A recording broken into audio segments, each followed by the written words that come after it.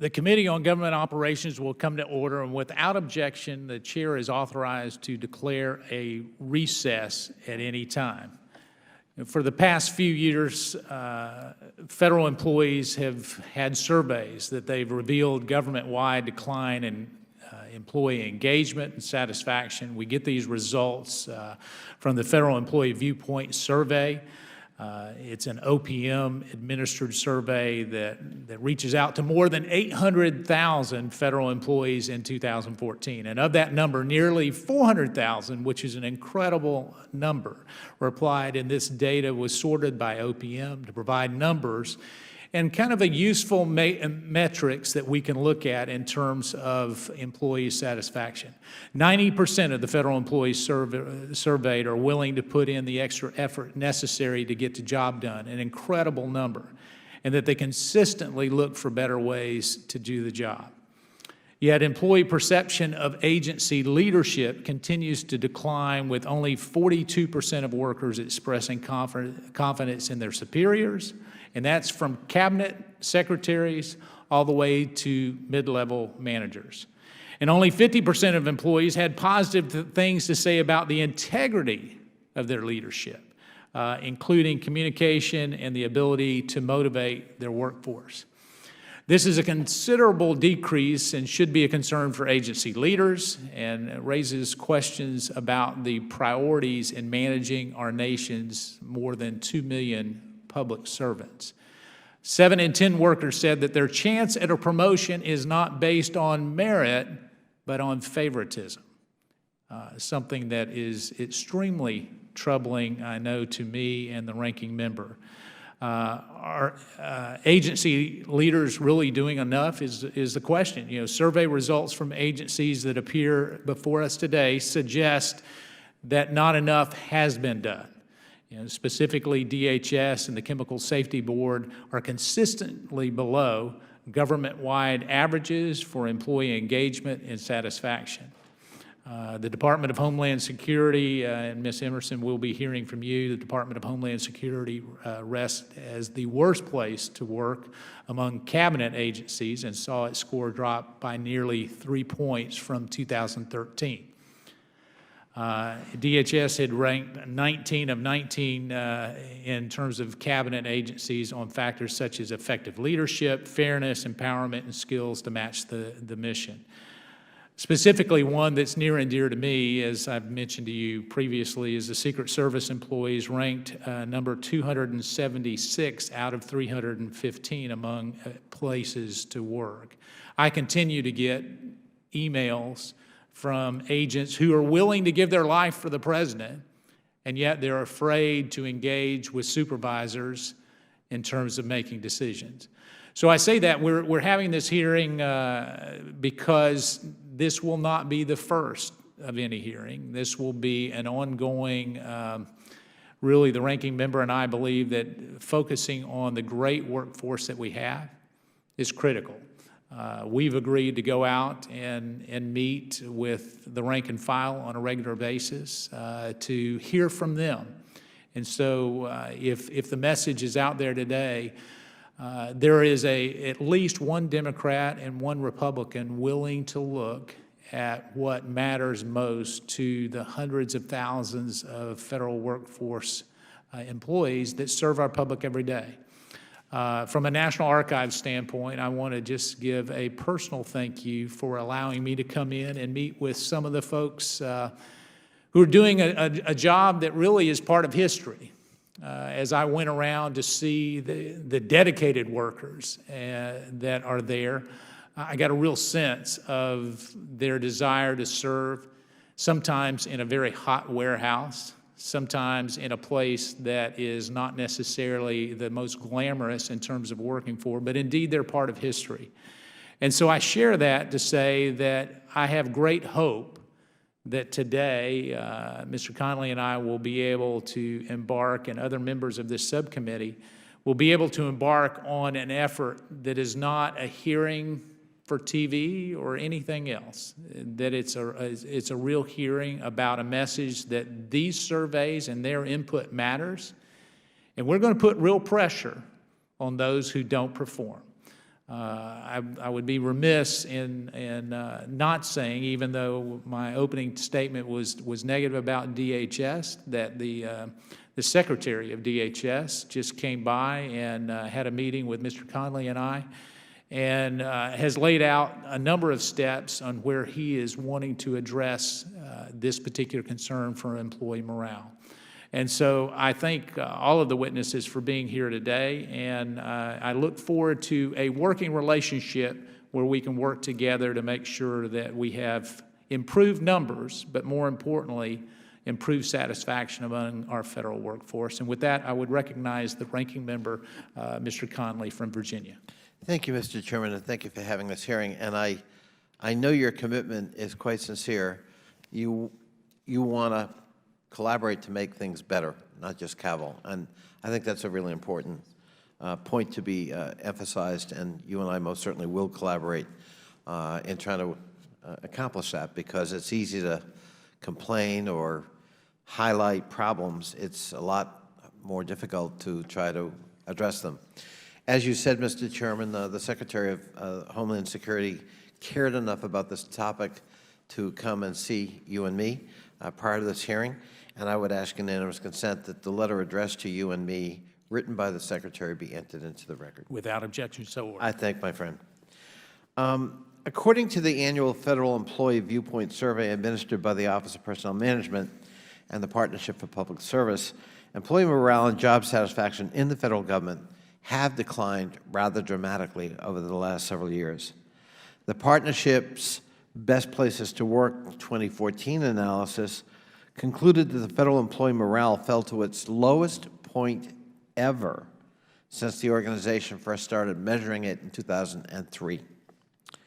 The results of 2014 continued a troubling pattern of decreasing employee satisfaction scores for the fourth consecutive year, dropping from a high of 65 out of 100 in 2010 to 57 today. The federal government is clearly going in the wrong direction with respect to supporting its people, particularly when contrasted with private sector worker satisfaction. Private sector workers increased their job satisfaction in the same time period from 70.6 in 2010 to 72 in 2014. In fact, now, the gap between the two, federal and private sector, has nearly tripled in that time period since 2010. Looking at the data and the dates, certain events have likely contributed to the decline. After the Great Recession, private sector job satisfaction started to bounce back in 2010.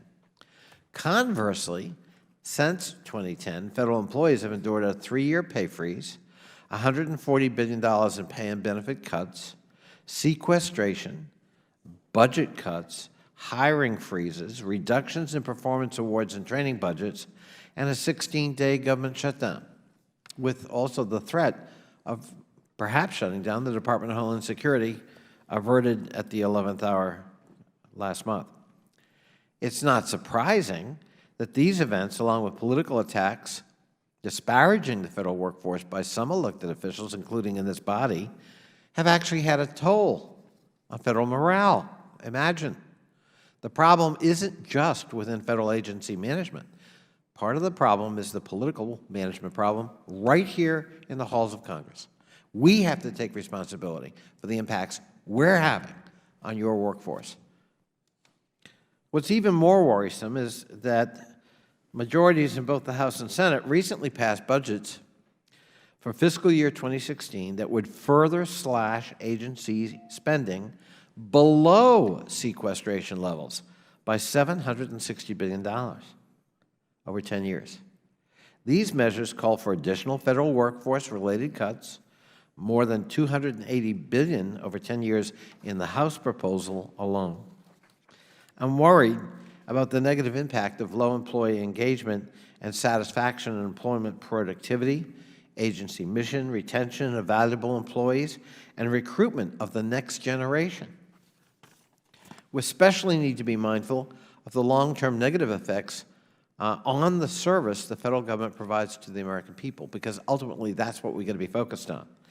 Last March, I joined with ranking members Cummings and Lynch in requesting that GAO conduct a study of federal engagement trends as well as potential root causes. We asked GAO to provide recommendations for improving workforce morale. I know that GAO is completing that study and is here to testify about some preliminary findings, and I welcome Mr. Goldenkoff to the table. I understand the National Archives and Records Administration, the Department of Homeland Security, and Chemical Safety and Hazard Investigation Board have ranked poorly in these surveys. This hearing offers us an opportunity to discuss their particular challenges and the steps they're taking to address them. It's also important to note there are many federal agencies that are performing better than the ones before us today, including entities that boast higher satisfaction and commitment scores than the average private sector score of 72. For example, NASA ranked #1 of the large agencies with a score of 74.6%. 74.6. The top 6 mid-size agencies, FDIC, GAO, Smithsonian Institution, Federal Trade Commission, Federal Energy Regulatory Commission, and the Nuclear Regulatory Commission, all scored higher than the private sector.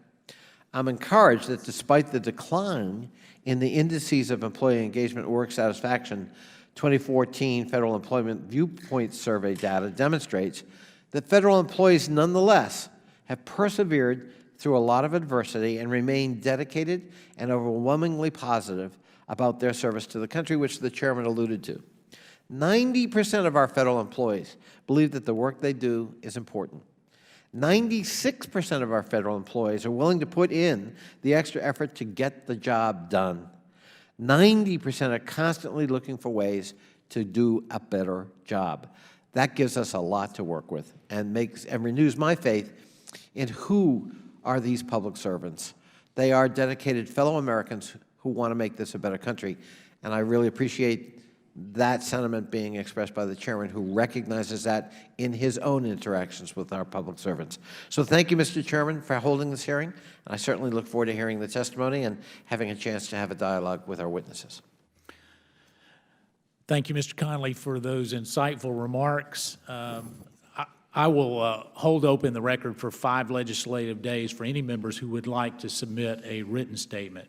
We'll now recognize our panel of witnesses. I'm pleased to welcome the Honorable David Ferraro, the archivist at the National Archives and Records Administration, the Honorable Emmanuel Ehrlich, board member of the U.S.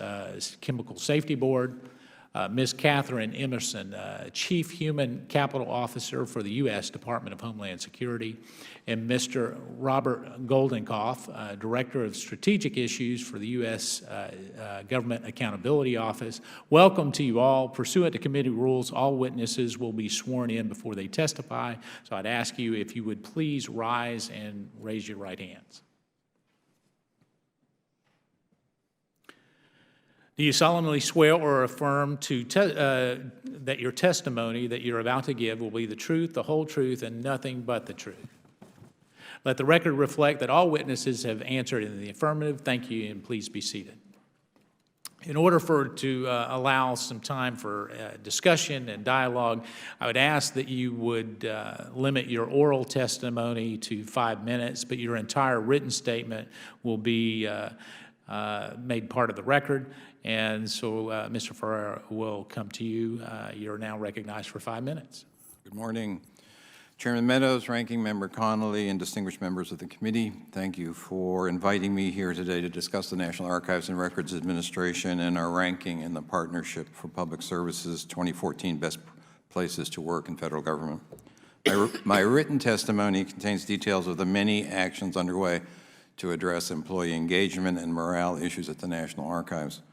What I would like to convey now to you, and more importantly to any NARA staff member who may be watching this hearing, is that I take the results of the annual Employee Viewpoint Survey very seriously and personally. Much of the work that goes on behind the scenes at the archives is hard physical work in windowless facilities that lack amenities found in most federal office settings. Believe me, I know. I began my career pulling and reshelving books and journals for long hours in the bowels of the libraries at MIT. I've traveled to NARA facilities over the past few years and met with employees. What is most distressing to me is that many staff feel that they have felt undervalued and overworked for years. They're also rightfully frustrated by the simple facts that over the past 3 decades, our holdings have more than tripled, customer expectations have changed dramatically, and electronic records require new resources, while at the same time our workforce numbers have declined. We're far behind finding efficiencies to do more with less. The very nature of our work has changed to the point where employees of 30 years ago would not even recognize it. NARA staff work hard every day to continue to provide excellent service to our customers and preserve and manage our holdings, but the pressure does affect morale. I inherited NARA's low EVS scores when I took this job 5 years ago. As you'll see in my written testimony, much has been done to address the results of the survey, but because you invited me here today, you also know that positive change has been slow in coming.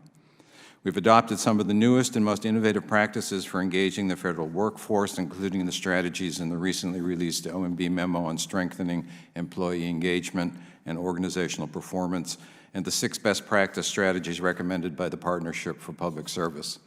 These practices include holding executives accountable for executing engagement improvement plans developed with staff, partnering with our labor union, and being transparent about our EVS results. More importantly, we listen to staff and are following through with actions they identified as important to improving their satisfaction, including developing a cadre of motivated, well-trained supervisors, administering a fair and effective performance management system, providing meaningful career paths, creating a culture of respect and appreciation, and making workplace safety a priority, providing easy access to the tools employees need to do their jobs.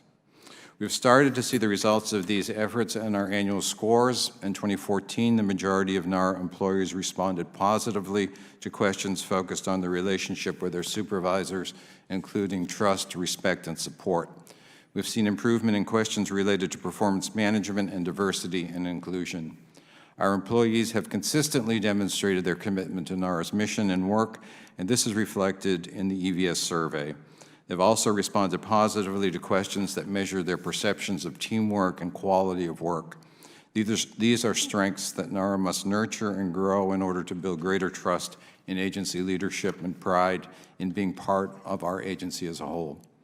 They deserve an agency that they can honestly call one of the best places to work in the federal government. I firmly believe that we're on the right path and that the future is bright for the National Archives. Millions of people visit our facilities and walk away full of pride, having been inspired by the history of our nation. 3,000 NARA employees make that experience possible. From those who are driving forklifts to those who are helping respond to more than 1 million annual requests to help veterans claim benefits, to those who are caring for the Declaration of Independence, they all work for the common good of the National Archives and the citizens of our country, and we should all be proud and inspired by their service. Thank you so much for your testimony, and I've been informed that it is streaming back to some of your employees, and so I know they take to heart your comments, but I would be remiss if I don't say personally a real thank you to many of them for the hospitality that they showed me when I was visiting there, and for the way that they treated me with not only such genuine hospitality, but frankness and support, and I look forward to working with you. Thank you. Mr. Ehrlich, you're recognized for 5 minutes. Mr. Chairman, ranking members and members of the subcommittee, thank you. Thank you for the opportunity to appear here today representing the U.S. Chemical Safety Board of the USB. We welcome your visitation to the agency with your colleagues so you have a better understanding of what we do and how we do it. Since the CSB is recently without a chairperson, the agency for now is being run with 3 presidentially appointed board members, of whom I am one. Although we are working together, my views today are my own. I came to the CSB with training and experience in human resource issues. I spent over 50 years in the chemical industry in a variety of positions, much of my career spent with BASF Corporation, the largest chemical company in the world. At BASF, I worked as a chemical plant manager and in many other roles. I completed graduate studies in chemical engineering, and I have master's degrees from Columbia in counseling psychology for business and industry. I understand the issues related to some of these human behavior topics. In the 5 months that I have served on the U.S. Chemical Safety Board, what has impressed me most is the dedication and professionalism of the staff. I have been to industrial chemical accident sites with investigation teams and have seen firsthand how diligently they perform potentially hazardous work, put in long hours, and spend months away from home. They have a steadfast commitment to making industrial chemical facilities safer places for workers, companies, and communities. I am privileged to work alongside of them and the rest of the staff. The Federal Viewpoint Survey does show CSB staff morale is low in some areas. The board is taking steps to improve morale, and I also believe there are critical steps that Congress can take to help. But the survey does not tell the whole story. Since I became a board member, I've personally met with virtually every staff member face-to-face. I've listened to their concerns, sought their input on what we, as presidentially appointed board members, can do to show our appreciation for them. I have found commitment to the CSB mission and workplace to be very strong, and morale in many areas is high. The staff derives a great deal of job satisfaction in finalizing reports, presenting them to communities in public meetings and news conferences, and seeing their safety recommendations implemented. They tell me they get considerable job satisfaction in saving lives. That is the CSB mission, and we take it personally. To address morale issues, the CSB has an active workplace improvement committee, members of which were suggested by the staff itself, which has been meeting regularly to suggest specific improvements. They have spoken to all staff members. Since last summer, the committee has created action items on improving employee onboarding, creating a database of CSB best practices, and clarifying employment policies, as they are now working to implement these action items. I emphasize again that the core work is being accomplished. The CSB has been highly productive, particularly the past year, since the OPM survey was last conducted. The number of cases is now down to 7 from 22, a case backlog 5 years ago. We closed 2 more cases in a recent public meeting, and a total of 8 reports over a 9-month period. Despite the agency's challenges, we are in a period of very high productivity. I will draw to a close by suggesting that morale could be improved even more if 2 things could happen. First, we need a chairperson confirmed. We need the ability to hire more investigators. Right now, we have only 20 to cover the entire country based on our current budget. As a result, we frequently must pull investigators off of one investigation and put them in new ones on an ad hoc basis. This has caused more than a few morale problems, and investigation delays over the years has led to criticism. We do not let the quality of the investigations falter, so additional resources are needed to perform the CSB's mission. In summary, I would like to reiterate the following. Good work is being done at the CSB. We are productive. All of us whom the President appointed to the board are committed to working collegially to further improve morale. We look forward to working with you and other congressional committees to continue to serve the public. Thank you. Thank you, Mr. Ehrlich. Now, are you streaming this back to your employees today, this hearing? I'm sorry, but I don't know, sir. Okay. Ms. Emerson? Chairman Meadows, Ranking Member Connolly, members of the subcommittee, thank you for the opportunity to appear before you today to address the Department of Homeland Security's efforts in enhancing employee engagement. I'm Catherine Emerson, the department's first career Chief Human Capital Officer. I'm responsible for the department's human capital policy, which covers recruiting, diversity and inclusion, learning and development, and workforce planning in support of DHS's mission. My office supports employee engagement efforts, led by Secretary Johnson and Deputy Secretary Mayorkas. DHS employees stand on the front lines day in and day out to protect our citizens from threats at home and abroad. Our employees do difficult work under challenging circumstances, from protecting the border at the Rio Grande Valley to guiding maritime traffic on the Mississippi River, to managing shipments at the Port of Seattle and welcoming visitors at the JFK International Airport. Therefore, as the Deputy Secretary has stated, we must create the department our employees deserve. We recognize that we must start with our leadership to improve employee morale. Employee engagement is not a human resources program. We see employee engagement as a leadership responsibility for the entire department with human capital support. Demonstrating this leadership responsibility, the Secretary and the Deputy Secretary launched the Employee Focus Building the Department You Deserve initiative. Led by the Deputy Secretary and coordinated through an operationally focused Employee Engagement Steering Committee, 3 items this initiative have focused on are: the Secretary honoring over 300 employees at a recent award ceremony. This was the first one that was held in over 6 years. The Secretary has directed component leadership to host appropriate ceremonies and events to honor the contributions of their employees and DHS partners. And we are doing this to acknowledge and recognize the fine work of our employees. Our employees have asked for greater transparency in the department's hiring process. We have posted personnel information on our internal website, provided helpful tips for managers that highlight how to lead a transparent hiring process, and we have made a concerted effort to more prominently post job opportunities.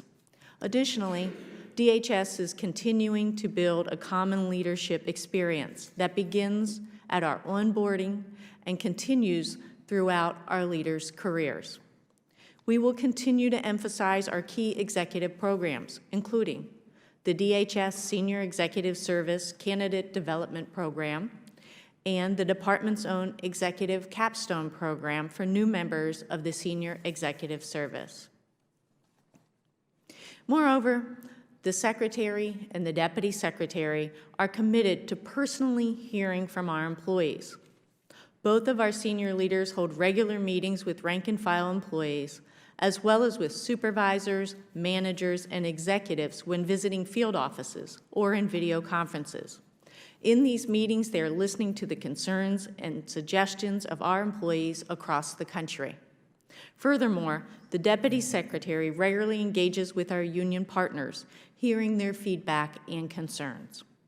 Building the department our employees deserve is also about finding better ways to do business and building opportunities for them to succeed.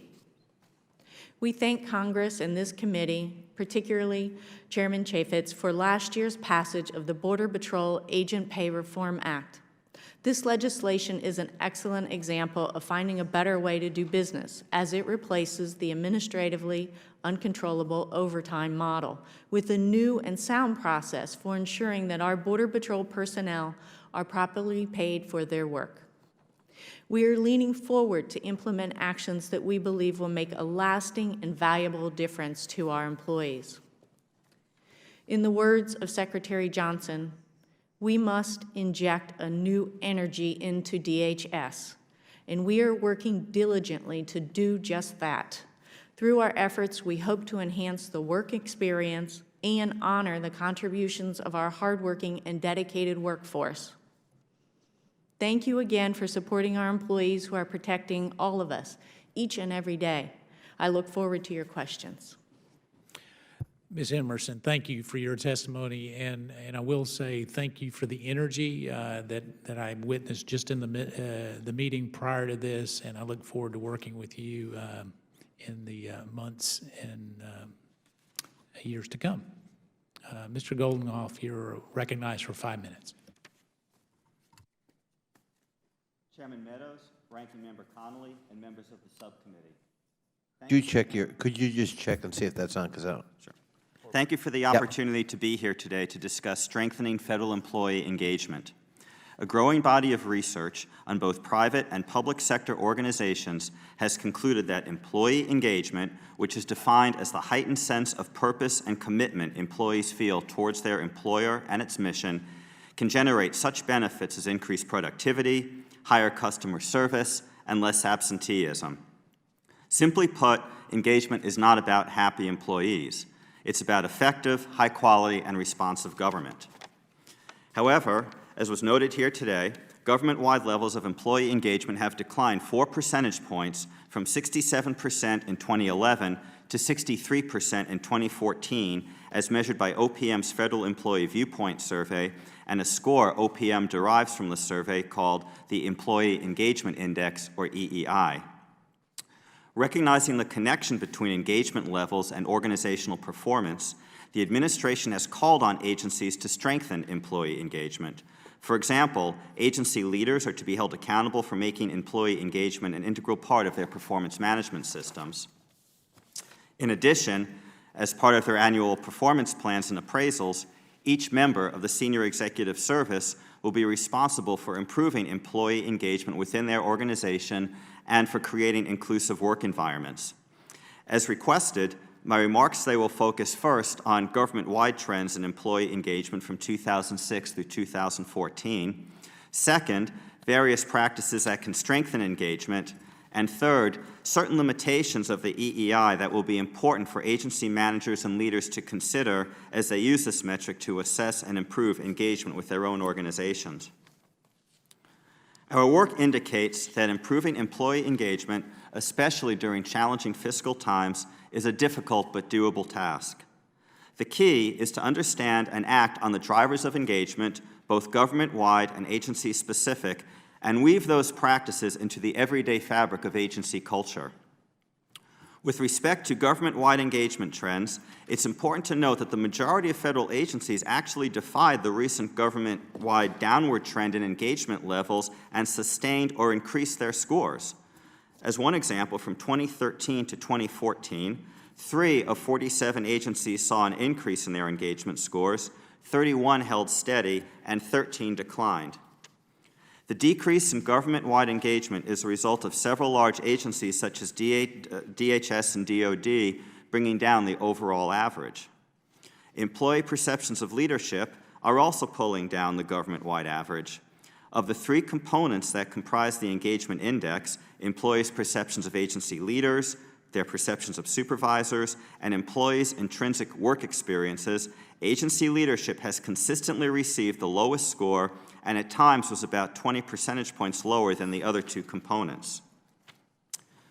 Our analysis of the Employee Viewpoint Survey identified 6 key practices that were consistent drivers of higher engagement levels, namely having constructive performance conversations, providing opportunities for career development and training, supporting a good work-life balance, creating an inclusive work environment, employee involvement in work-related decisions, and good communication from management. These practices were associated with higher engagement scores government-wide, by agency, and by selected employee characteristics, and therefore could be starting points for agency efforts to improve engagement. Although OPM provides a range of tools and guidance to help agencies analyze their engagement scores, the EEI data itself has limitations that agencies need to be aware of. For example, OPM does not report whether changes to an agency's engagement score are statistically significant, which could lead agencies to misinterpret their results. Moreover, the way in which OPM calculates the engagement index does not enable agencies to analyze the drivers of engagement for their organization. Given these and other limitations, agencies will need to supplement their engagement scores with other information, such as workforce analytics and facilitated discussions with employees. In conclusion, to improve performance, agencies must make strengthening and sustaining employee engagement an integral part of their organizational culture and not simply an isolated set of practices. Put another way, if a talented workforce is the engine of productivity and mission accomplishment, then a workplace that fosters high levels of employee engagement is the fuel that powers that engine. This concludes my prepared remarks, and I would be happy to answer any questions that you may have. Well, thank you all. Thank you for your testimony. And Mr. Goldenkopf, I want to come to you first because obviously your agency they are doing things right because you get better scores. Some of the things that you just highlighted there certainly are things that need to be implemented. In the analysis that you did, did you find a resistance, perhaps, on the part of senior level executives or mid-level managers or the like, or even as high as cabinet, to implement some of those additional recommendations or observations that you've made? No, we definitely did not find a resistance. It seems like at the top level, agencies seem to be getting it, as you've heard here today. Secretaries and other heads of agencies at the senior level, they seem to be getting it. To the extent that there are any breakdowns, it seems to be more in the implementation, either insufficient data analysis, for example, doing root cause analyses, looking for the drivers of engagement, both at the enterprise level and by component level. In some cases, there are issues with communication.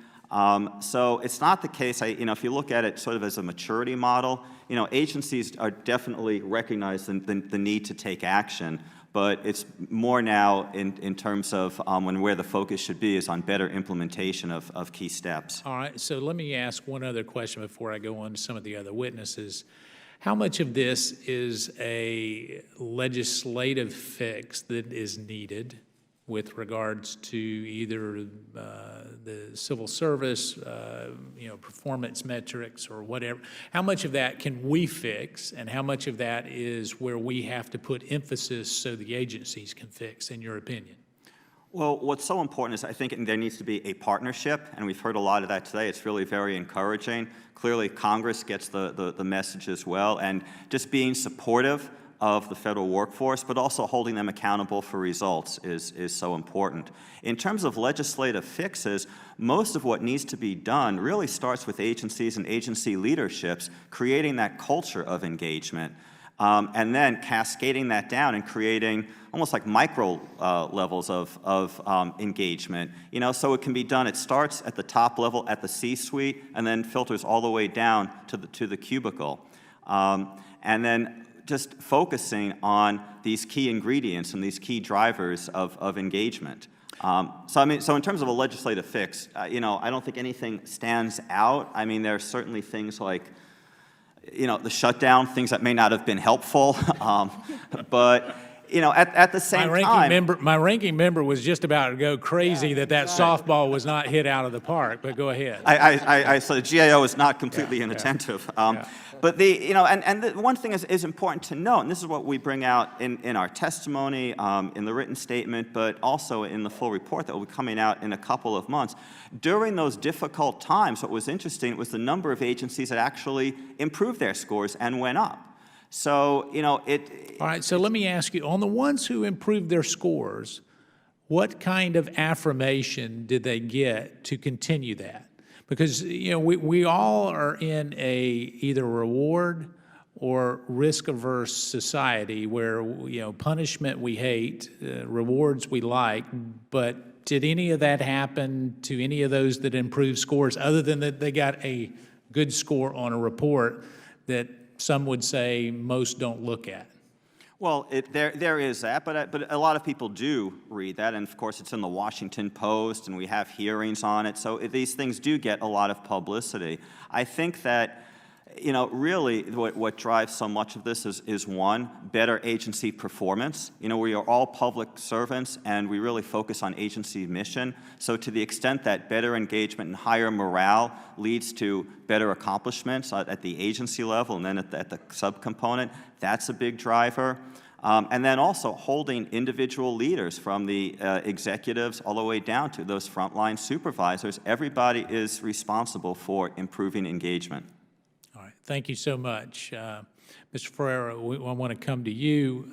Yesterday, you shared with me how you worked in a very hot area picking books and off, and that you understand some of the issues that some of your workforce gets to engage in on a regular basis. And so I would ask you, with the scores being as low as they are and the action plan that you've outlined, what are the major impediments to providing, to getting the scores up, but more importantly, the scores would represent a change in attitude among many of the people that you have working? What's the major impediment that you might have? I think it's clear that a tripling in the size of the record collection and a decrease in the number of total staff over a period of years has a tremendous impact on the staff's ability to keep up with the work that needs to be done. What I was sharing with you yesterday was my own experience about how routine the jobs get to be, and no opportunities for advancement or enhancement of job skills.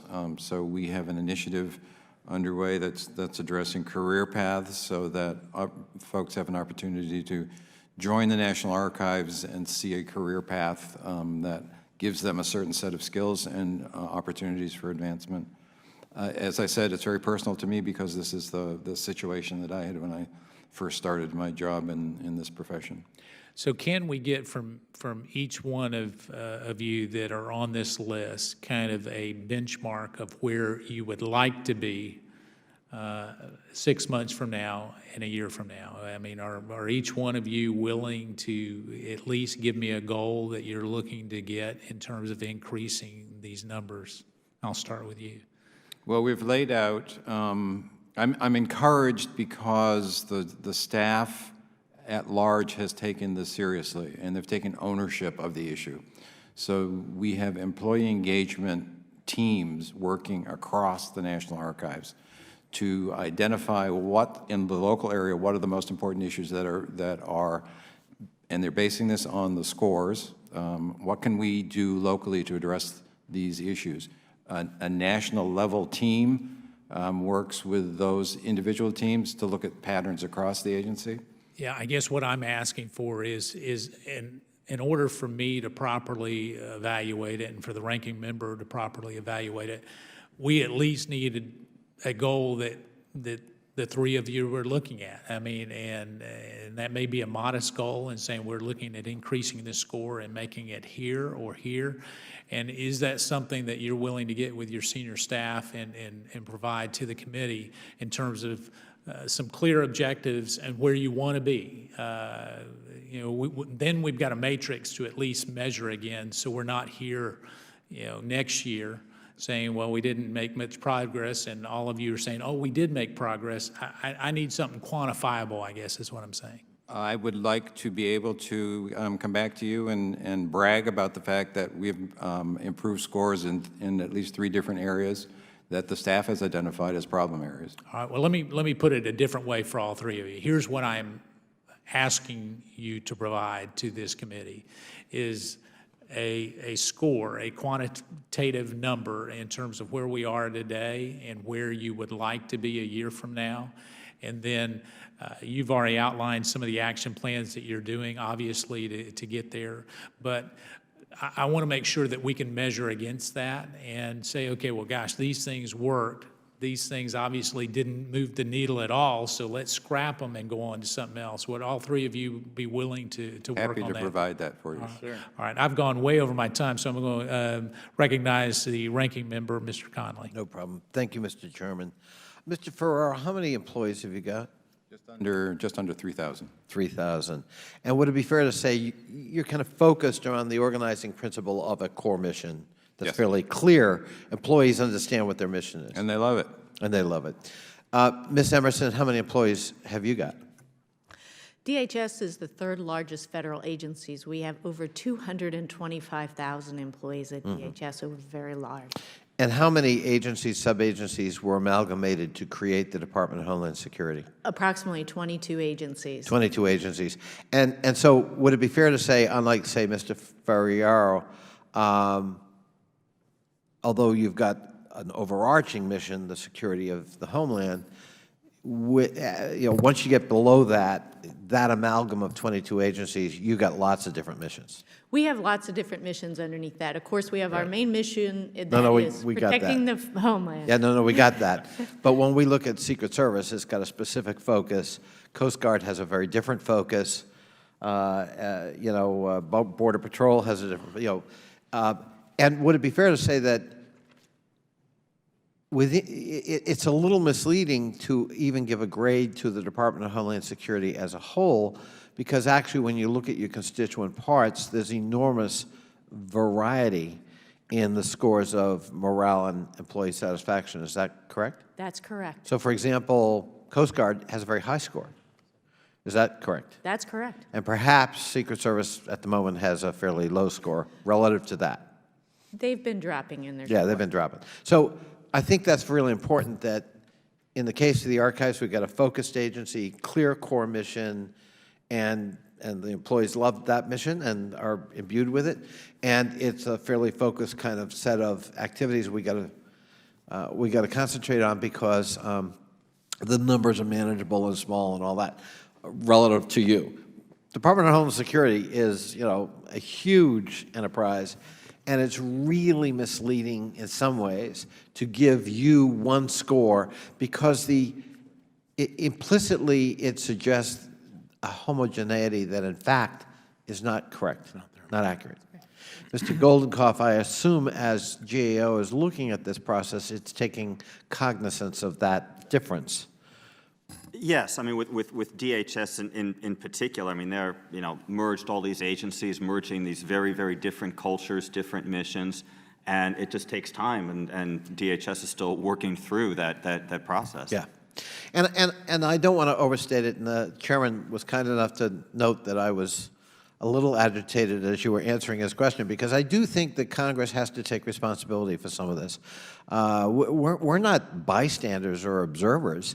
And sometimes, listening to ourselves, we might as well put up the sign, the flogging will continue until morale improves. We're, in part, responsible for that. I gave a litany of actions we've taken that have certainly not contributed to improved morale. And I would hope, and I know the chairman absolutely is committed to trying to do what he can to turn that around. That we need to be speaking in respectful tones about our workforce. We need to be motivating and incentivizing them. We need to be fair. We need to avoid the demagogic or the pandering, even though the temptation politically may be great, because back home, beating up on nameless bureaucrats, can help you. Defending the federal employee is of low political yield in many districts. Not mine, but many, and avoiding that, I think is really important. And I really respect the chairman for the fact that he's committed to that too. And he's in a different kind of district than mine, and I really appreciate that commitment. Mr. Ehrlich, let's take a look at the ranking of the Chemical Safety Board. The partnership, that's almost half the average and well below the high of 76, and well below the private sector. And that represents a 2.9-point fall from just the year before, and a huge decline from what it was just 2 years ago when it was 54.2. So you've seen a precipitate drop in morale in the Chemical Safety Board. Is that correct? Well, I just turned that off. Yes, sir, I have seen the numbers, and I understand that. I've been there 5 months. I can tell you it's getting better, and we're going to continue to make it better. I think we understand why some of those issues occurred, and I think we're doing something to turn them around. Our work product has not faltered during this period. You said we think we understand why. Perhaps you could elaborate why. Well, for one thing, many years ago, a guy by the name of Tom Peters wrote a book that was called Managing by Walking Around, okay? I haven't seen that until recently, okay? We have people we're dealing with. They're not robots, they're not automatons, they're human beings who want to know that they're valid valued, and just going out and asking them, how you doing? How's your family? You're out on an incident where 4 people got killed. We got 2 teams deployed right now, one in Texas where 4 people died at LaPorte, Texas, and a massive explosion in California. Those people need to know that we care about them. And once you start to let people know that you care about them and you're willing to invest your time and your effort, which is really what we all get paid for, and be part of the solution instead of part of the problem, morale gets better. The CSB, of which you're a board member, hired a consulting company called Vantage Human Resources. And in September of last year, it found that 80% of staff expressed, quote, much frustration with top leadership, unquote, and further felt, quote, conflict among board members is having a negative impact, unquote. And 47% said there's a perception of a climate where senior leaders discourage dissenting opinions. Now, you're part of that leadership, maybe not a long-termer. You're part of that board. Your observations about the findings of your own consulting firm that you retained, the board retained, to look at these issues. Well, there are some issues with that Vantage study in terms of how it was handled and how it was managed. And as well, I'm sure you know, because of our concerns about that, the whole process has been turned over to the IG for examination, and we're awaiting the outcome of that examination now. I think that the data was clearly taken. I don't have a whole lot of confidence in it right now. I have not reviewed it in absolute detail because I want to go down and talk to the people myself, and I want to find out what's really on their minds. And I think that's much better derived by face-to-face intervention and interaction than by having somebody fill out a piece of paper and talk to somebody else. If the chair will indulge just one follow-up question. Did it surprise you, Mr. Ehrlich, or your colleagues, that the actions or statements or both of the board actually had an impact, in terms, a fairly dramatic impact in the morale of the workforce itself? No, it really didn't surprise me because in talking to the staff members, they want something from their board members. They want to know we're part of the team. They want to know we're there to support them, not to achieve our own agendas and objectives, whatever they may be. You know, one of my pet peeves about being a board member is I don't have a job description. Well, we're working on a job description. I want to know what people hold me accountable for. I hold myself accountable for very high standards. And I think, and I believe sincerely, that once that message gets out to the staff, that you're going to see a dramatic change. Thank you, Mr. Chairman. I thank the ranking member. Mr. Ehrlich, let me follow up. I'm confused. I mean, you've been there 5 months. You've been here before this committee on another issue just a few weeks ago. That's correct. And there was disagreement among the board members during that hearing. That's correct. So what the ranking member just brought up in his questioning doesn't seem like you fixed that, or are you saying that, Shazam, it's been fixed? Well, no, I didn't say that at all, Mr. Chairman. Those things take time to fix. Well, but you know. I guess here's my concern. You've got one of the smallest agencies. That's correct. So knowing what they're thinking is certainly a whole lot easier than what Ms. Emerson has to deal with. Understand. How many employees do you have? 40. 40. At the time of this survey, you had 34 employees, and 32 of them responded, which is an incredible response rate. Yep. I mean, I've never seen that ever. And yet, that incredible response rate gave you an F, a failing grade. And you're sitting here saying that there was a problem with the study that the ranking member highlighted? How could that be? I mean, what basis do you say that there was a problem with? Do you base that on the fact that Mr. Horowitz, who is still working with you, punished the point of contact for actually doing the survey? Do you base that on that? Sir, I'm not sure I accept that terminology. Well, he did punish the point of contact. Well, Would you, is that your testimony that he did not? there were mitigating circumstances to how that information was handled. Dr. Horowitz is a very valuable asset to the agency. I agree with that. And why would Dr. Horowitz not be here today, Mr. Ehrlich? We asked him to testify because he probably knows it better than you since you've only been there 5 months. Why would he not have come today, Mr. Ehrlich? Well, first of all, he is not in a policymaking decision, and General Counsel advised that the person that represents the agency should be in a policymaking decision or a pass. First of all, So did he punish him or not? not in my opinion, no, sir. All right, how about the other board members who are not here? In their opinion, did he punish him? I mean, I've got reliable information that would suggest that he did. Let me tell you why you're here today is because the employees that work for you have given you an F consistently.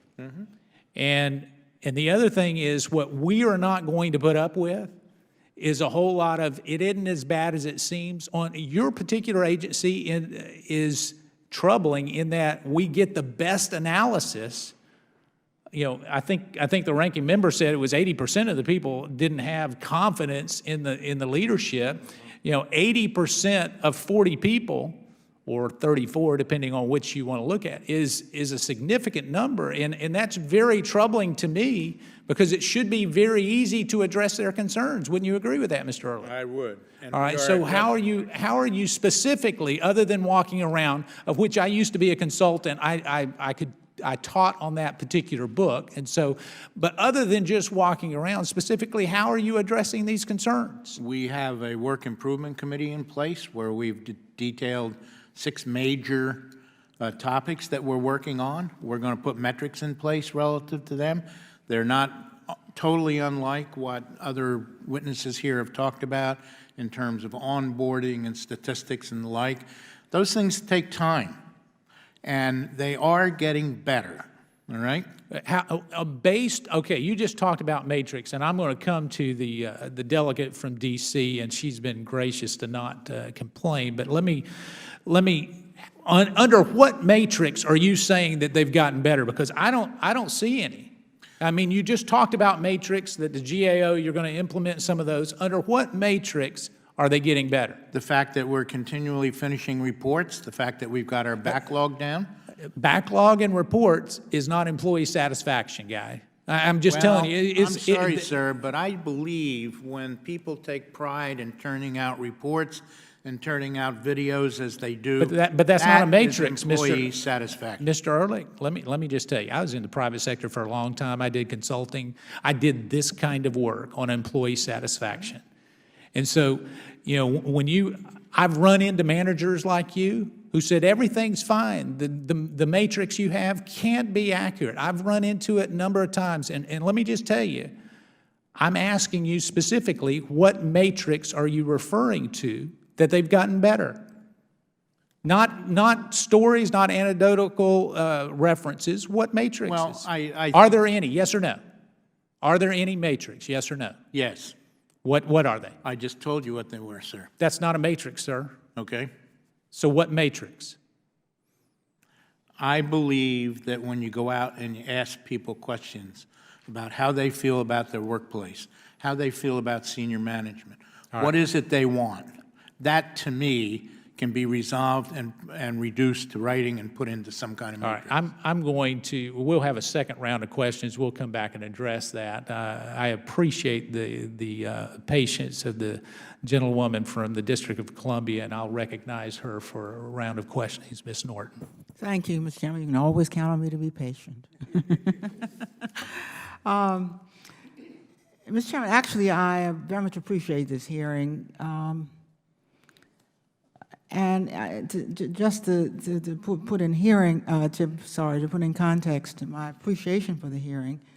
No matter how you look at it, employees of the federal government have felt under special criticism, particularly from the Congress. I mean, there's no gainsaying this. In fact, yesterday, some of us were on the floor as there was by the way, there were some good bills on the floor during tax day, and then there were some bills that were very demoralizing.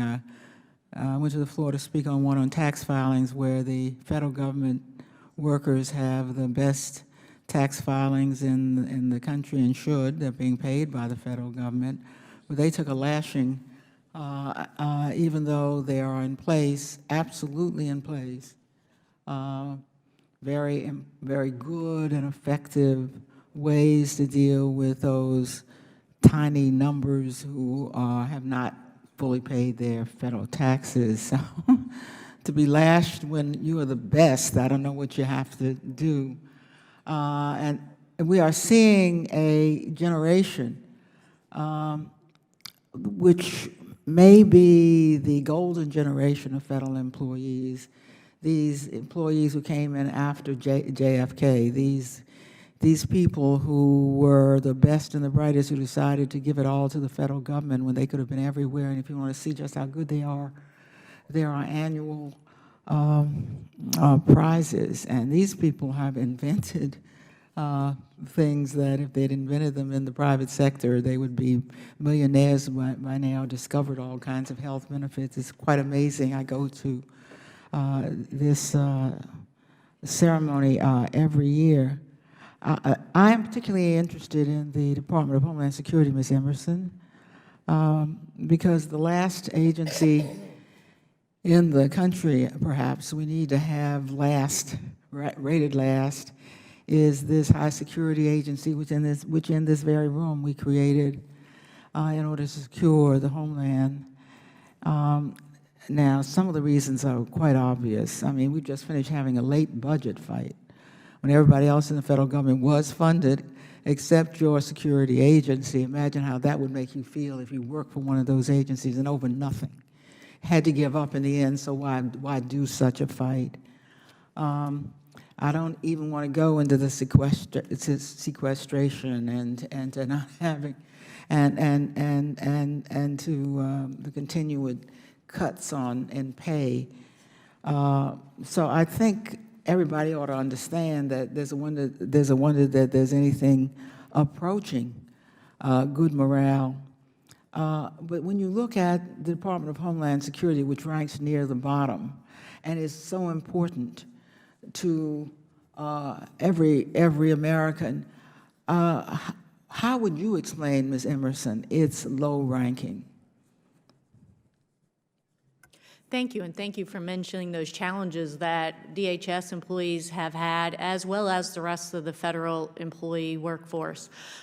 Sequestration, budget cuts, freezes, furloughs, they all have an effect on employee morale. And as you mentioned, just recently, DHS went through potential lapse in budget again, so that does have an effect.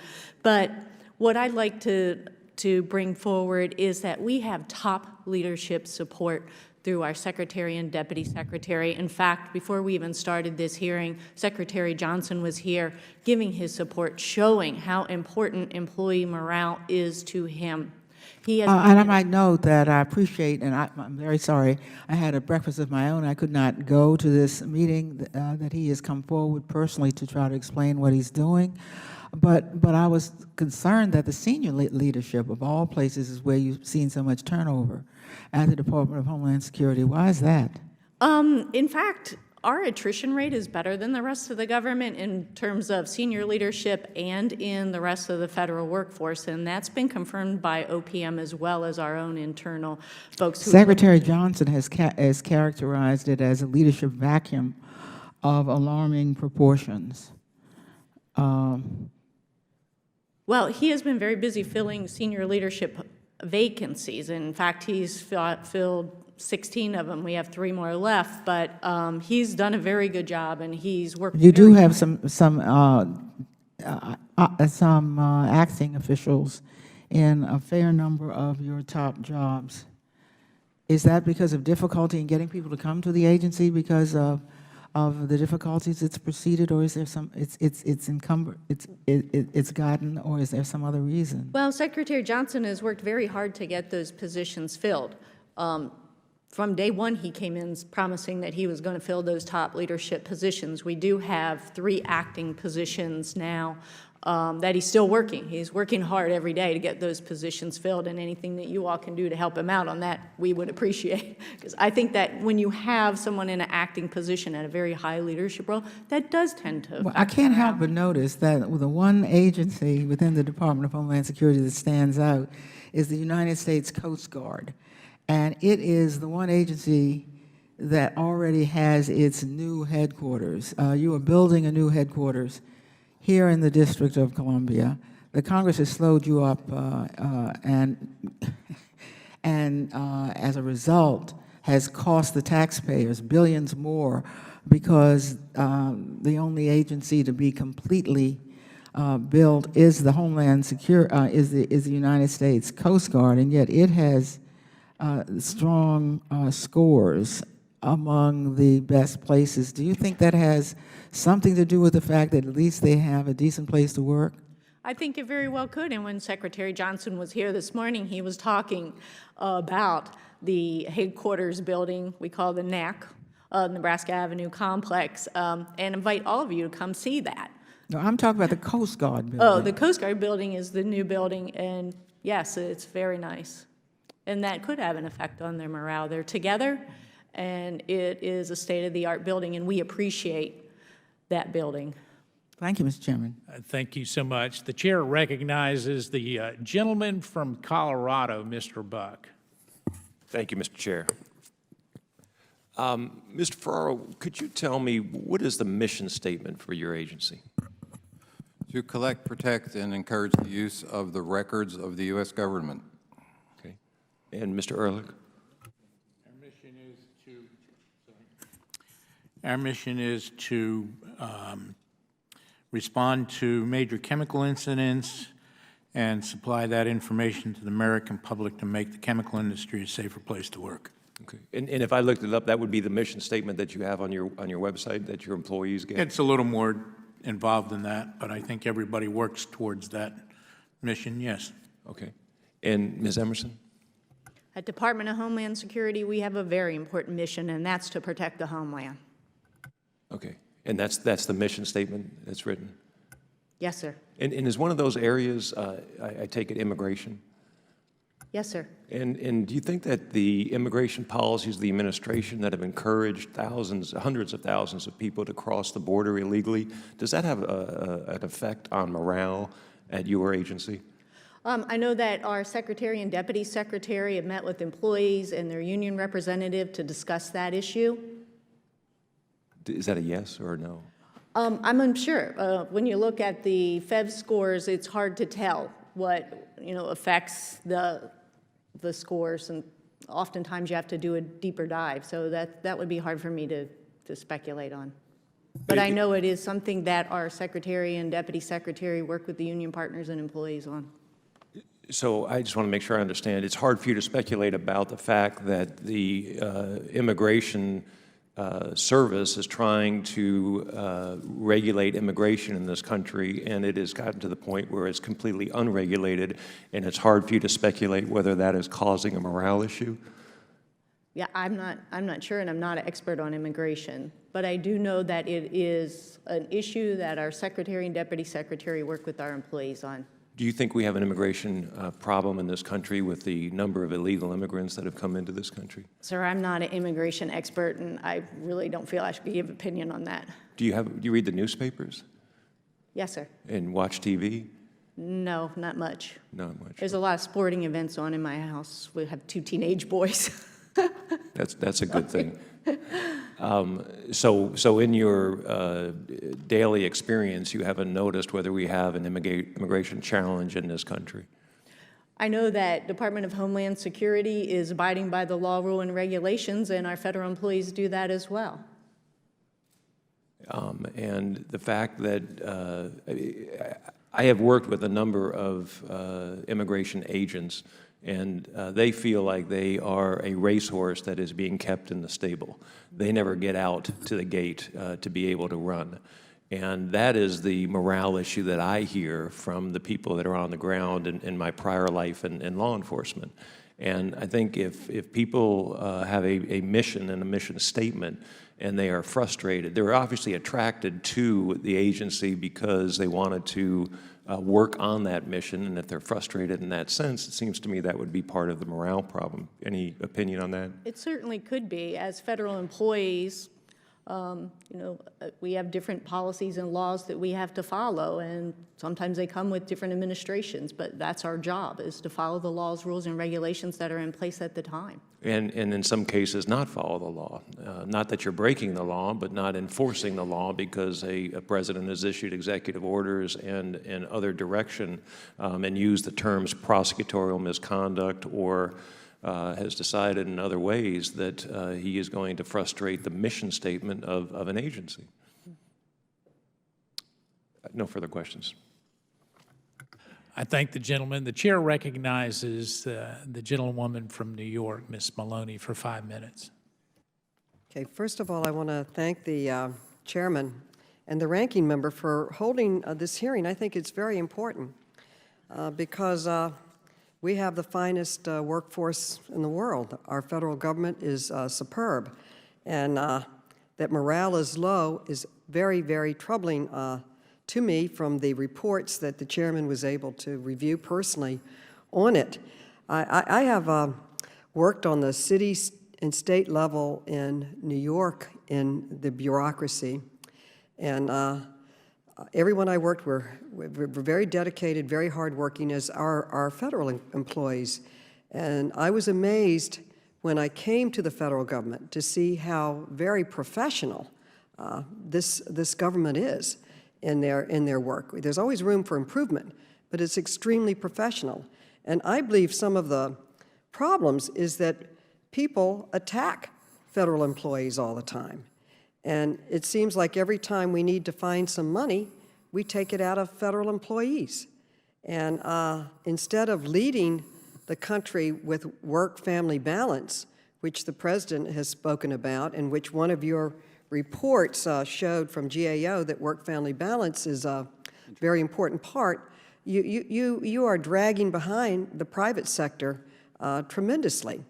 And I will give you 2 examples, and I think that, Chairman Meadows, these are things we can work on together that don't cost money. I know that's the first thing with the Republican Party. I can't spend a dime, but can make things work better.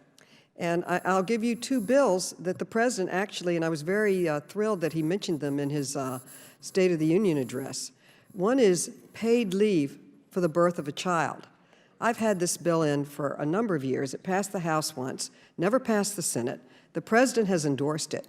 GAO did a report, as did OMB, that it would not cost any money. And in the report that I did, and actually even wrote about it in a book, Rumors of Our Progress Have Been Greatly Exaggerated, we are the only country in the world, save 2, that does not provide paid leave for the birth of a child. The 2 that do not provide it is Lesotho and Papua New Guinea. And in the report, they said the birth of a child for 2 weeks paid leave the work would be picked up by other fellow employees helping out. Granted, it'd be more work for them, but you're not going to hire another person for it, but it's something that we can work together and make happen in a positive way.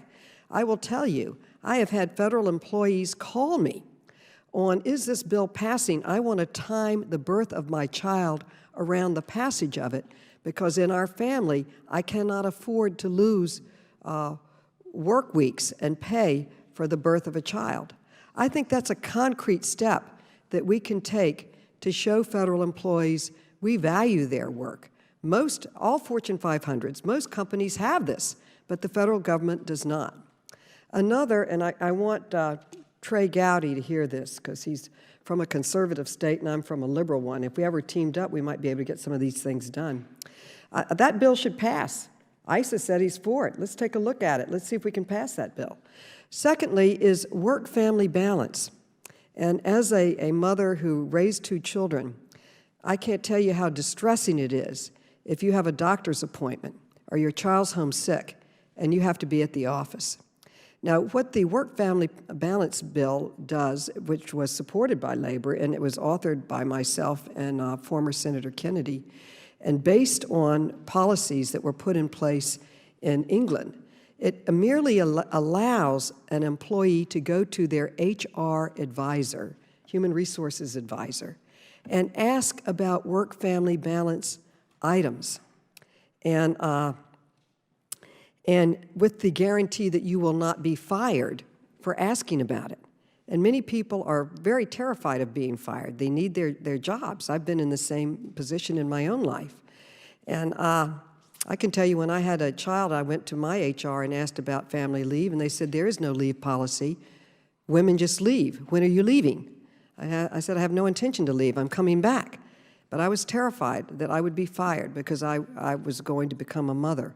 And as a country that talks about family values as the most important thing in our country, if you look at our policies, they're really not there. We could pass paid leave easily, and we could pass work-family balance very easily. It does not cost any money. You work it out with your HR advisor, and if it works within the time frame and you can get the work done, then it can work out. Now, if you have a highly motivated worker, which I think the federal employees are, they make a choice to serve this great country. What an honor to serve in the archives, on this greatest democracy, this great country, to preserve them. We in New York have digitized our main libraries so that everyone in the country can access our books. Everyone in the country should be accessing what we have in our great archives, to see the original Declaration of Independence, the original things that are part of our country. And I read that hasn't happened. You should go back to your office, work with your team, make it happen, and report back to this committee every month on how fast you're working to digitize this system so that every American, believe me, your workforce will be so motivated over the great goal of having this trove of information to protect the greatest defender of democracy and human rights in the world. What a privilege to work at the Homeland Security Department. What a privilege. And if you have clear guidelines, you should make them go to the 9/11 Museum and hear the stories of the devastation. Hear the stories from the SEALs that risked their lives. They thought they were going to die when they went out to kill Osama bin Laden. But they did that to protect this country, to make sure if anyone did this, killed an innocent American, that we aren't going to forget, we're going to get them. What a story to tell. I'm telling you, you take a day, take them down to that museum, have them study it. They will come back so motivated on the goal that they have to protect Americans in this great country. We have such an opportunity. Now, my time has expired, unfortunately. I'm just warming up. You may be running for president. We're ready. Now, I have some more ideas, but I'll wait for my turn. But I think that there's things that we can do that will not cost money. I know my marching orders. We will not cost a dime. That we can do to help this workforce and help them catch up to the private sector. And most people look to the federal government for best practices. And we should be implementing all the best practices that Mr. Goldenoff put out in his report. And work-family balance, I happen to have some bills in it. I've worked in it. I've lived it, so I care deeply about it. But we should implement those recommendations that the GAO gave. I will endeavor to work with the gentlewoman from New York, and so we'll get that. I recognize the gentleman from South Carolina for 5 minutes. I thank you, Mr. Chairman, and I want to thank you for your hard work on this issue and so many other issues on the Oversight Committee. And I do want to say that I not only have great personal affection for the gentlelady from New York, but also have great respect for her, and I would welcome every opportunity to work with her on whatever issue she is working on. Ms. Emerson, I want to follow up on what District Attorney Buck brought up with respect to your place of employment. Do you want to hazard a guess why women and men go into law enforcement? To serve their country. Yes. More specifically, what would you say? What draws women and men to law enforcement? At DHS, Just in law enforcement in general. my thought is to protect the homeland, to enforce the laws. Right. Do the right thing. Respect for the rule of law? Yes. Because the law is the greatest unifying force that we have in our culture. It's the greatest equalizing force that we have in our culture. And it really is what separates us from lots of other societies. It provides order, it provides structure, it provides predictability. And I realize that your job may or may not afford you the opportunity to go out into the field and talk to the women and men who work. I don't want to judge your job. I don't pretend to know how many opportunities you have. But I can tell you, District Attorney Buck, in a previous life, worked with law enforcement every day, and so did I. And I have a lot of friends that are still in federal law enforcement. And it breaks my heart to see that any law enforcement entity ranks itself 314 out of 315 in terms of places to work. And I would just ask you to encourage, or I would encourage you to ask yourself whether asking men and women who went into a job to enforce the law, not to enforce the law, might possibly be responsible for that low rating. Because I can tell you, every time I go home and I talk to the women and men who are still in law enforcement, nothing would diminish their morale quite like being asked to do the opposite of what they signed up to do. Mr. Archivist, as you know, I am biased towards you, so my questions or lack thereof will reflect that bias. I worked with you in the past. You're gracious enough to come to my district where you were warmly received and wildly popular. They want you to come back and they want me to leave. They actually do. So I will say this. I am confident that you are going to identify whatever issues exist, and I am confident that you are going to work on those issues. I know you will. And I would also encourage you, because there's not a more fair-minded, conscientious, hardworking member of Congress than Mark Meadows, our chairman. And to the extent that you could privately meet with him, he was wildly successful in a former life, and he's wildly successful in this life. I know that you want that ranking to improve, and I know that he wants that ranking to improve. And to the extent that y'all could work together to remedy that situation, I think it would be in all of our best interests. And with that, I would yield whatever remaining time I do have to my friend from North Carolina, Mr. Meadows. I thank the gentleman for his kind words, and I would debate one particular point in that the tenacious spirit of the gentleman from South Carolina and the diligence of which he performs his actions are unmatched and unrivaled, and so I thank him. And I would concur, the archivist, you have a near and dear place in many of our hearts, and part of that is because of what is seen, at the place that most of us visit. But it's just as important on the places that very few people visit, that backbone of what is imperative is key, and so I thank you for being willing to work on that. Mr. Ehrlich, let me come to you, and I've got a couple of questions. Mr. Horwitz, is he currently listed as the managing director of CSB on your website? Yes, sir. So he is the managing director? Yes, sir. Okay. Why was his title changed from managing director to lead investigator of Deepwater Horizon just before our last hearing, and now it's been changed back? I don't understand that. I don't think it was changed before the last meeting, sir. It was my understanding that he was given that title relative to a functional responsibility and that specific project. So and his title of managing director hasn't changed since 2010. So you changing it, so it never changed from managing director to that particular title and then back. Is that your testimony here today? I believe one is a functional title and the other one is the organizational. So he carries both of those titles. I'm not sure how much longer he's going to carry the title relative to Deepwater, because that project is nearing a close. Okay, so was that the reason he was moved from SES to GS-15? Why was he moved? Why was the status changed? Well, he was a temporary SES, as I understand it, and when the chair stepped down, he went back to a GS-15. Why? I think that was his wishes.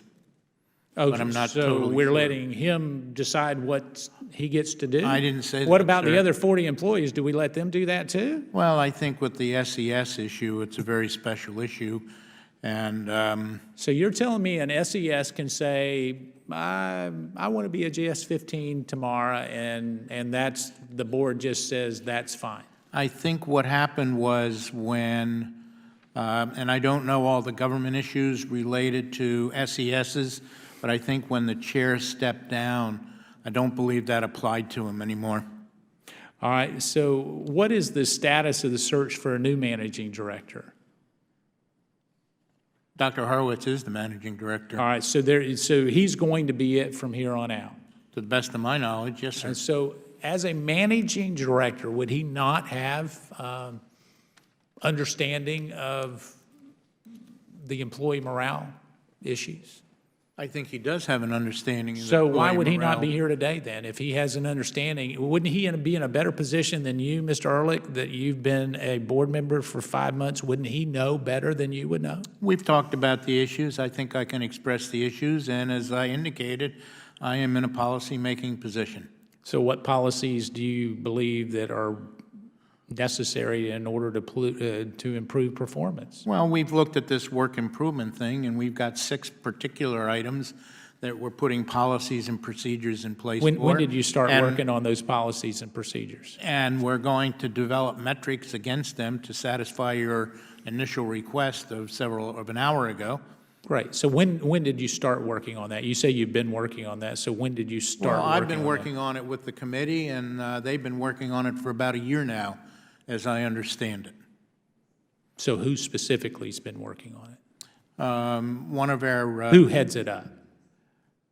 What's their name? Kara, you head that up, though. Kara heads that up. She's one of our... So should we counsel. swear her in for testimony and let her give testimony? I think you'll have to take that up with her. Okay, all right. Well, I'll go Fine to with the... me.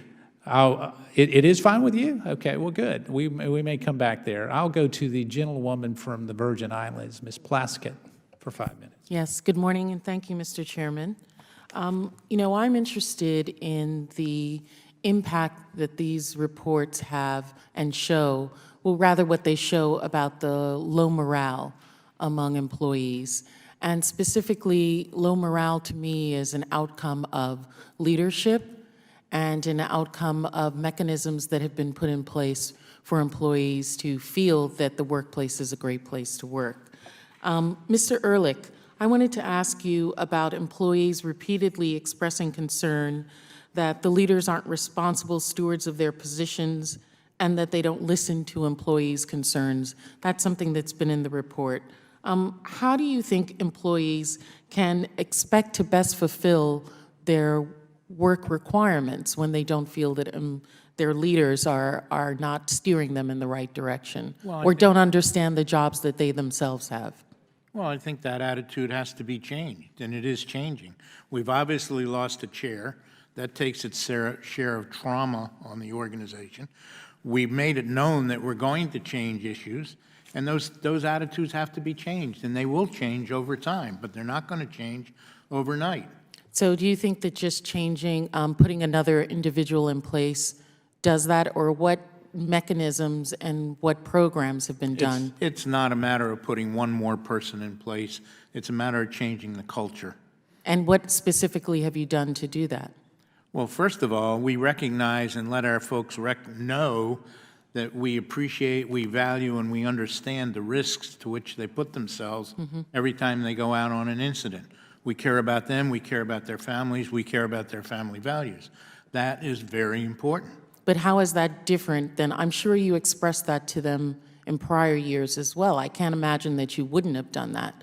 So how are you doing it incrementally different now than previously? I can't speak to prior years. I've been there basically since the first week of January, but I know that, and I express this to the chairman, I have sat down with every employee of the agency, both in Washington and in Colorado, and talked about issues and tell them what's important to me and tell them the directions we're going in, all right? And it's going to take time to change some of those attitudes around, but I truly believe we're going to change them. The chairman asked for measurable metrics down the road. We're going to get them for him. Okay. And I am assure you that you're going to see a change in the way people feel about the So job. you have metrics in place which you believe are going to be driving the change in We the have a culture? list of issues that are being worked on from which we can derive a dashboard and metrics. Great. Because I believe that if you can't measure it, you can't change it. I have no argument with that, ma'am. Great. Ms. Emerson, you, of course, are here with one of the largest agencies, which, in my mind, started off in a difficult position because it was so many different components from so many different places being put together very quickly. I actually was in part of the leadership team at the Department of Justice when Homeland Security was put together, and I understand how this is a very young agency that is doing one of the most critical works that our country needs right now. So one of the things, and when we talk about the low morale that's present in Homeland Security, and my colleague, of course, have talked to immigration and illegal immigration and the policies that may be with regard to immigration. And I don't think that it's the policies of the administration or the policies of this Congress which drive people to necessarily like or do not like their job. I think that things like sequestration and us not being able to pass a bill that would allow individuals to continue working at Homeland Security are the things that cause people to feel at risk about their job and have additional stress in being on one of the front lines. We had the Director, Secretary Saldana here at a previous several weeks ago talking about the enforcement priorities, that there are 7,300 personnel of ICE that identify and apprehend convicted criminals, remove aliens, detain aliens, supervise alternative. This is a large job that they're working on. My district, the Virgin Islands, is considered now the third border in terms of illegal guns, drugs, as well as immigrants, undocumented immigrants coming into this country. And so I wanted to ask you that how you are combating the issues of personnel and having enough individuals to be able to do the job. Thank you. Our employees have difficult jobs, as you were describing them. Those are very challenging positions. And actually, we do a very good job recruiting high-quality, diverse workforce at DHS. And I was saying earlier, our attrition rates are low. So our employees are extremely dedicated to their jobs. They do what it takes to get the job done. So in terms of recruiting, hiring, retaining, DHS does a good job there. Do we have more work to do in employee engagement? You bet. And our secretary, who is here today, and the deputy secretary have made this a #1 priority, starting out with themselves. Increasing communication, getting out with the rank and file, holding all employee meetings, meeting directly with the senior executive service. They've done that on 2 occasions. And do you believe that you've coalesced to a real agency from one that has come from disparate and different agencies coming together? Yes, and actually I was at Department of Justice during that time too when we were putting together Homeland Security, and it was a very big event. But it is coming together. We have employees who are extremely dedicated to the mission of protecting the homeland. I'd like to mention that the Secretary and Deputy Secretary also together held the first awards ceremony for our DHS employees. Over 300 of our employees were recognized. I think that goes a long way. In addition to that, they have required component heads and executives to recognize and say thank you to our employees for those very difficult jobs that they do.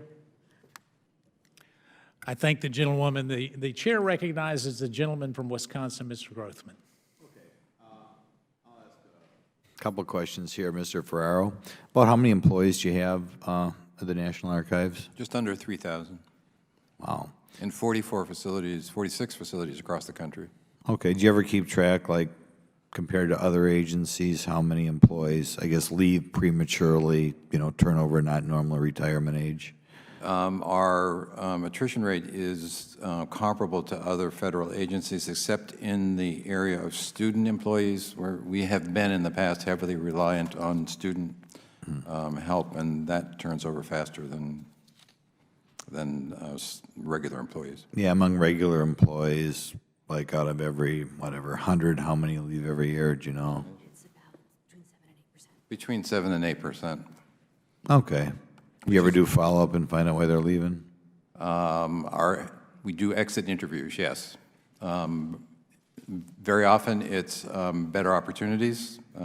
We have tremendous placement of especially of our archivists in other federal jobs. So we do a lot of training, and people take those skills and go to be records managers in other agencies, for instance. Okay, thanks. Maybe we'll ask the same question, Mr. Goldenkopf. First of all, how many employees do you have?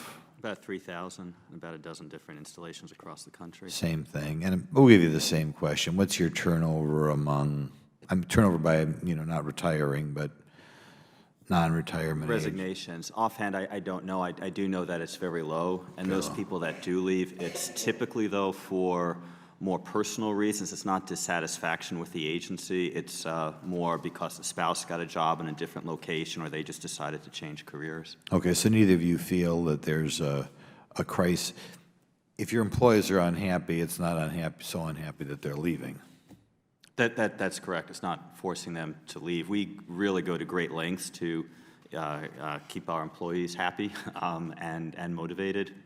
And it is something that we also track very closely. We also do exit interviews, and we also talk about engagement. It really is part of our culture, as a matter of fact. We try and bring in all employees, no matter what level, make them feel really part of the team. I actually have she's still here, an intern who feels so motivated that helped out with this report and has come back to see the hearing.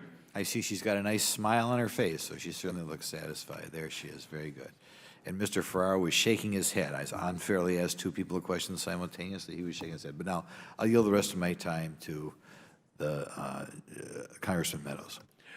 Thank you, Mr. Grothman. Ms. Emerson, I want to come back to you on one issue. And because of the volume of employees that you have, and would it be possible, or are you willing, let me put it this way, it's possible, are you willing to look at exploring of taking maybe a smaller snapshot within the umbrella of DHS to look at performance on perhaps lumping 2 or 3 agencies together? I think your testimony was you had 22 different areas of responsibility. Is that correct? That's correct. And so would you be willing to look at maybe putting those and bundling those together where we can start to see the worst of the worst under the DHS umbrella? And I think the GAO can help you on that. Is that correct, Mr. Goldenkopf? Well, that is correct. Well, we have been working very closely together. And I right. would like to thank GAO because they've helped us with best practices. We've worked hand in hand. In fact, We've made several recommendations to DHS, and you've been making progress on at least some of the recommendations. In fact, our leadership, the secretary and the deputy secretary, and I myself have been over to GAO to meet with their leadership. So we are working very closely Well, together. in terms of that benchmark that I asked you for earlier, perhaps let's break that down so that we can look at, give you credit for the good stuff you're doing and maybe focus more emphasis on those other areas, because as over 200,000 employees, it gets very difficult. It's like turning a ship. It would be very difficult than what Mr. Ehrlich has to deal with 40 employees. And so I'm about to go to the gentleman from Missouri, but Mr. Ehrlich, I want to ask you, who decided that you should be the one to testify here today? Because obviously you were not the one we requested. We requested Mr. Horowitz. So who decided that? Well, General Counsel felt that there should be a pass from the organization, and I volunteered to be here, sir. Okay, so was that in consultation, so your counsel, was that in consultation with the other board members? I let them know that I was doing it, and they were welcome to come, yes, sir. All right, so they were willing to come and declined to come? Or so is that what you're saying is that you drew the short straw? No, I volunteered. They chose not to come. So if we call I them, can't speak to their, we call them, they will say that they were given the opportunity to come and declined. Is that correct? Is they that were your given- testimony? they were given the opportunity to come. And they declined. Is that your testimony? They're not here, sir. Is that your testimony? Yes, sir. Okay, thank you. They're not here. I'll recognize the gentleman from Missouri, Mr. Clay. Thank you, Mr. Chairman, and let me thank all the witnesses for being here today. Agency leaders can and must use the resources at their disposal to build inclusive, motivating, and productive work environments. However, we must recognize that Congress has repeatedly asked these agencies to do more with less. This is a problem within itself and no doubt prevents agencies from operating at their full potential. Mr.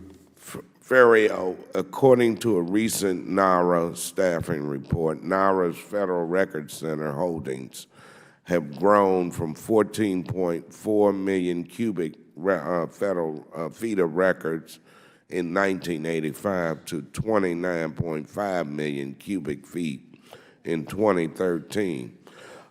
Despite a doubling in the workload, you have about half the employees you had in 1985.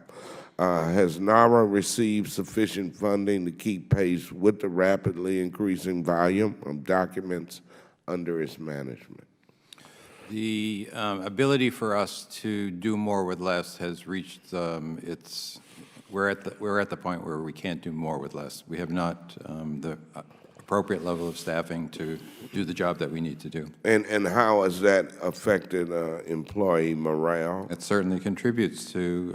We have a staff who ranks their passion for the job at something like 98% of the staff love what they're doing and feel that they're doing important work. And the fact that they can't do the quality of work that they've done in the past really hurts. And so, Mr. Chairman, this raises a valid point when we think about the ratings of these agencies. If we, as the legislature, don't give the proper resources to adequately pay employees, to adequately fund these agencies, who happen to be, for the most part, domestic agencies, even DHS, then we are doing a disservice to the agencies also. And I just want to bring that up, not to debate that issue here. This isn't the place for it. But it also raises a real issue, Mr. Chair. I would agree. Thank you. Ms. Emerson, DHS was created through a merger of 22 agencies following the 9/11 attacks. Today, DHS is tasked with securing our airports and patrolling our waterways and borders, among other vital responsibilities. Yet, my colleagues across the aisle have made DHS funding the object of political gamesmanship. What are the inherent challenges of managing a department tasked with such a diverse array of responsibilities? What are some of your challenges? Well, you mentioned one of the big ones, that budget uncertainty. That is a challenge that our employees had to deal with just recently, and that, quite honestly, can have an effect on morale. So anything you all can do to help us in that area, we'd really appreciate it. It wasn't just, it wasn't the entire government this time going through that. It was DHS. And that's hard for our employees who work hard every day to protect this country. As you were pointing out, our employees do an amazing job. Sure. They have a lot of work that they deal with, and those jobs are difficult. But they come to work every day and give 110%. Yeah, and hopefully our colleagues are listening to you all's concerns and the points that you raised today. Mr. Goldenkoff, government-wide federal employee engagement has declined 4 percentage points from 2011 to 2014. However, the majority of federal agencies have either sustained or increased employee engagement levels during this time.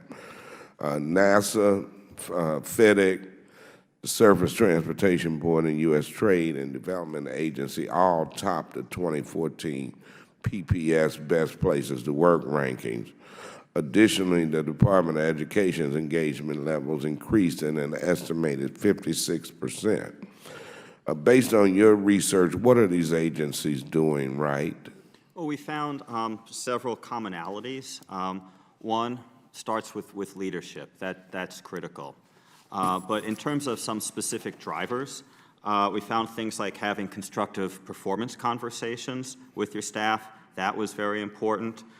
Career development and training, having an effective work and being very supportive of work-life balance programs, an inclusive work environment, showing respect and support for diversity and inclusiveness, employee involvement, and then communication from management.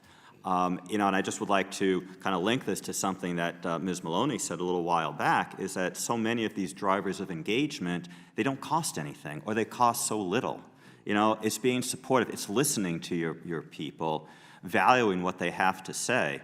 It's not everything. There's more to be done, but at least it's such a very good starting point. One of the things that I'm reminded of at GAO, when we came back to work after the shutdown, the head of our agency, Mr. Dodaro, he was out in front of the building welcoming people back. People are still talking about that to this day. So sometimes it's very little things like that. In many cases, it's things that we learned in kindergarten that we just sometimes forget about them, and just the busyness of day-to-day operations, fighting the fires that we all have to face every day. We sometimes forget those little personal touches that can go a long way. Just saying thank you in a very don't send it out in an email. Show up in someone's office and say, you did a great job with it. Thank you, and my time is up, but apparently respect goes a long way. So appreciate it, Mr. Chairman. I thank the gentleman from Missouri. I recognize the gentlewoman from New York, Ms. Maloney, for a closing statement. Well, I want to thank the chairman for calling this hearing. Quite frankly, at first I thought it was ridiculous. I mean, what do you mean the first worst agencies? But coming to it, I think it's really very important. And I think it's extremely important that there is a big disconnect in that many of you are testifying that everybody's happy and they're all giving 100%, but when they're filling out their forms, they're telling a very different story. And I think that we have a lot of work to do because we really set the leadership for the country. Many people look to the federal government for leadership. And I think that the GAO is a wonderful resource. And in your testimony, he identified 6 factors that correlated with higher employee engagement levels. And I'm going to read them to you. And I would like to ask all of you to go back to your agencies and in the next month, try to implement them and write us back on what happened.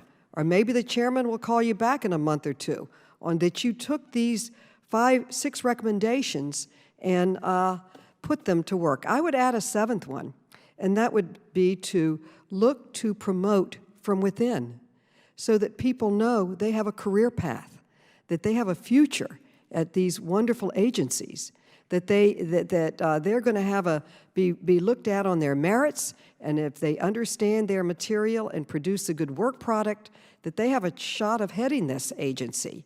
I would get that message out. And they're very simple. It says having constructive performance conversations, career development and training, work-family balance, inclusive work environment, employee involvement, and communication from management. And I would say if you took those guidelines that they put a lot of research in putting together and implemented it for a month or two, I think you'd see some differences. And I'd like to hear the response if you get back to the chairman. Try it for a month. Try it for 2 months and see what the difference is. And I want to say to Homeland Security, to Ms. Emerson, I helped write the legislation that created the Department of Homeland Security. It grew out of the biggest disaster in the history of our country. 3,000 people were killed because they were Americans, woke up and went to work one day. And thousands and thousands more are dying and sick because of their exposure to the deadly toxins at the work site. But out of that, I think, came the best work I've ever seen in Congress.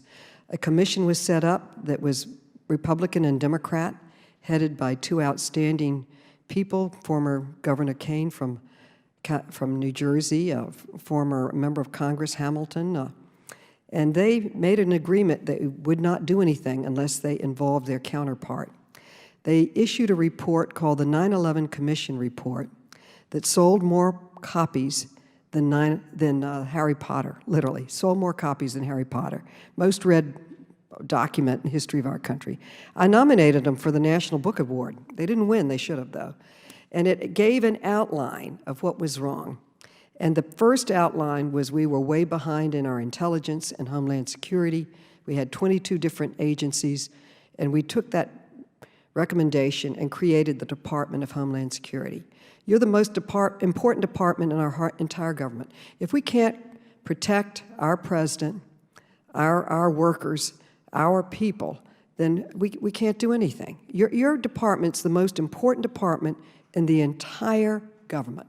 And you took 22 different agencies that weren't talking to each other on intelligence and other areas and are forcing them to talk, share information, and protect this country. And bottom line, you're doing a great job. We haven't been attacked again, but people are trying. In the great state of New York, they've tried 14 different times, but because of the work of your agency and the locals, we prevented it. We prevented it. We're preventing the attacks on our great country. And I mean what I said. I'd like you to take your workers down to 9/11. When they see what happened that day and hear the stories of the families of the people that were killed and hear the stories of the SEALs and Governor Kane and Hamilton and others that worked to put these pieces back together again and to make our country even stronger. They should have the best morale in the whole government. So I think the chairman has told me he's serious about this. He's going to be reading these reviews, and he wants to see some changes. But I think we have a responsibility in Congress because the way we treat people nominated for positions and people that are working in government, I think is tremendously disgraceful. And I want to mention a gentleman I called in my office, Anthony Weiss. He was recommended for a job in Treasury. I never met him. I don't know him. But he was vilified. He was vilified that somehow he caused the 2008 economic meltdown on Wall Street. He was basically in research and analysis and advice. He wasn't trading. He wasn't part of any mistakes that were made. But they said because he was from a firm, this firm wasn't even involved in Wall Street or the trades or that, but he was in a firm, in this case, doing research and advice, he wasn't fit to serve. And every now and then I think we are a strong country because we have a strong private sector. We have a strong public sector. And if we vilify people who understand how they can volunteer and help the public sector, we're making a big mistake in this country. You know, he told me there were demonstrations in front of his house, petitions against him. His children are saying, why are they saying you're a horrible person that caused the financial crisis and you can't serve your government? You know, it might be good to have somebody who understands finance to serve in finance. I use that as one example. We could also talk about Loretta Lynch, a distinguished, accomplished leader in the Justice Department her entire life, her appointment being held up. No one says anything bad about her, but her appointment's held up. But often people are vilified if they want to serve in government. If we continue that, no one is going to want to serve. It's absolutely wrong. And I think it's very unfair how we vilify federal employees oftentimes. There's a problem. It's the federal employees' fault. And instead of trying to work together to find the solutions. Anyway, I think that you're is where great. we do We need agree. to improve, but you have a great job to do, and I think you want to go back to your agencies, turn this around, and help us move forward in a positive way. Because we have the greatest country, and we don't have the greatest country without the greatest workforce.